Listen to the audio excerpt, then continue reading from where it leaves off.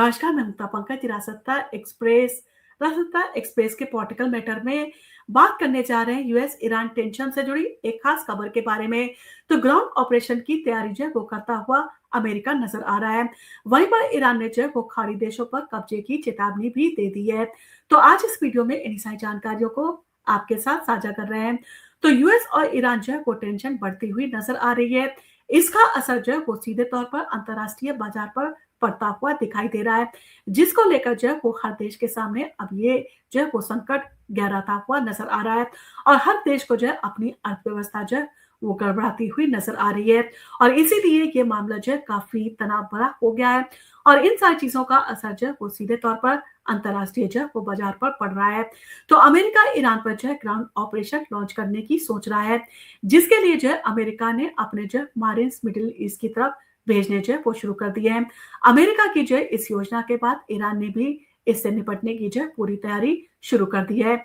Iran के जो है एक सुरक्षा विश्लेषक ने ईरान के नेशनल टीवी पर जो है वो दिए गए एक इंटरव्यू में चेतावनी दी है कि तेहरान, बहरीन और यूएई के तटों पर जो है कब्जा करने के लिए ईरान जो है पूरी तरह से तैयारी जो है कर चुका है। ईरान के सरकारी ब्रॉडकास्टर IRIB से बात करते हुए जो है वो राष्ट्रीय सुरक्षा विश्लेषक मोर्तजा सिमियारी ने जो है वो कहा कि अगर इस क्षेत्र में अमेरिका जो है वो कोई भी गलती जो है वो करता है तो ईरान की सेना जो है वो कार्रवाई करने के लिए पूरी तरह से तैयार है। उन्होंने आगे कहा कि ईरान की जो है वो सशस्त्र सेनाएं अमीराती और बहरीनी जो है तटों पर कब्जा करने और क्षेत्रीय जो है वो परिदृश्य को जो है पूरी तरह से बदलने के लिए तैयार है। सिमियारी ने जो है वो चेतावनी देते हुए कहा कि यूएई और बहरीन के जो है वो तटों में एंट्री करना हमारे जो है एजेंडे में शामिल है। यानी कि इन सारी चीजों को लेकर ईरान ने जो है ये साफ कर दिया है कि इन सारी चीजों को लेकर उसके द्वारा जो है वो काफी लंबे समय से जो है वो रणनीति बनाई जा रही थी और यही कारण है कि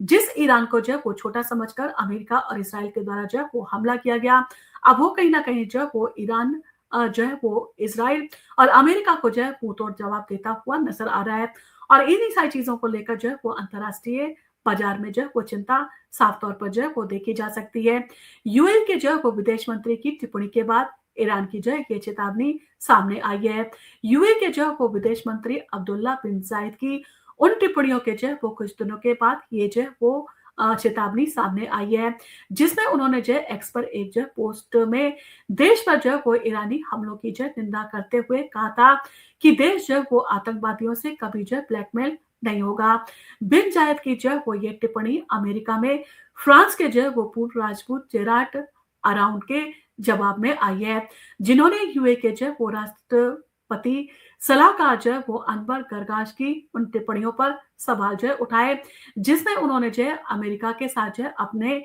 देश के बढ़ते जो है वो सहयोग को लेकर जो है वो बात जो है वो कही थी और इन सारी चीजों से जो है वो ये साफ तौर पर नजर आ रहा है कि हर देश के ऊपर इस चिंता का जो है असर पूरी तरह से जो है वो पड़ रहा है। गरगाश ने जो है वो एक्स पर जो है एक पोस्ट में कहा था कि अरब खाड़ी देशों के खिलाफ जो है ईरान की खुली जो है आक्रामकता के गहरे जो है वो भू राजनीतिक परिणाम है, जिससे जो है वो ईरानी खतरा जो है वो खाड़ी देशों की जो रणनीतिक सोच का मुख्य केंद्र जो है वो बन गया है और ये खाड़ी सुरक्षा की जो विशिष्टता और अब जो है वो सुरक्षा की जो पारंपरिक अवधारणाओं से उसकी जो है वो स्वतंत्रता पर जोर जो है वो देता है। उन्होंने जो है आगे कहा कि इसकी वजह से जो है वो देश वॉशिंगटन के साथ अपनी सुरक्षा जो है वो साझेदारियों को मजबूत जो है कर रहा है और इन सारी चीजों को लेकर एक बात साफ है कि ईरान को लेकर जो है सभी देशों को जो है इस तरह का डर जो है बना हुआ है,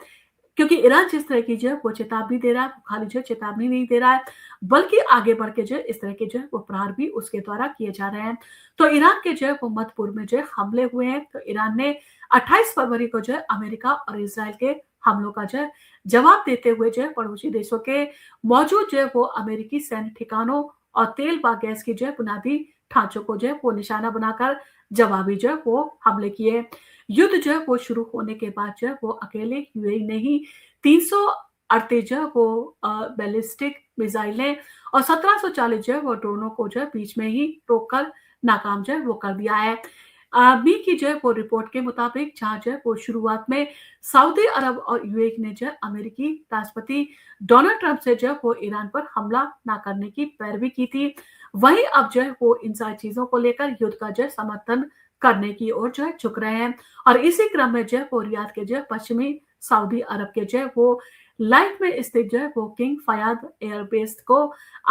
जो अमेरिकी हैं उनको जो है अमेरिकियों के लिए खोलने की दिशा में जो है कदम बढ़ाया जा रहा है। यानी कि जो सऊदी कंट्रीज़ थी जो इन सारी चीज़ों को लेकर अमेरिका और इज़राइल के खिलाफ थी और वो जो है वो इस हमले की निंदा कर रही थी। अब ईरान के पलटवार के चलते जो है वो ही जो है ईरान के विरुद्ध में जो है वो खड़ी हो गई हैं। और इन सारी चीज़ों को लेकर अगर आने वाले समय में हमला जो है और बढ़ता है, तो कहीं न कहीं कहा जाए तो ये सारे देश भी जो है इस लपेट में आ सकते हैं। इसके साथ ही साथ जो है ये संकट जो है पूरे विश्व पर मंडराता हुआ नज़र आ रहा है और जो युद्ध के जानकार हैं उनका ये भी कहना है कि ये युद्ध जो है जिस अंदाज में लड़ा जा रहा है, वो कहीं न कहीं ये संकेत देता है कि आने वाले 4-5 साल तक भी ये युद्ध जो है वो खिंच सकता है। और इन सारी चीज़ों को लेकर पूरे विश्व में जो है वो चिंता का माहौल बना हुआ है और इन सारी चीज़ों को लेकर अमेरिकी राष्ट्रपति डोनाल्ड ट्रंप ने भारत के प्रधानमंत्री नरेंद्र मोदी से भी जो है वो फ़ोन पर बातचीत की है और इसके साथ-साथ रशिया के द्वारा भी जो है भारत से मध्यस्थता करने की जो है बात कही गई है।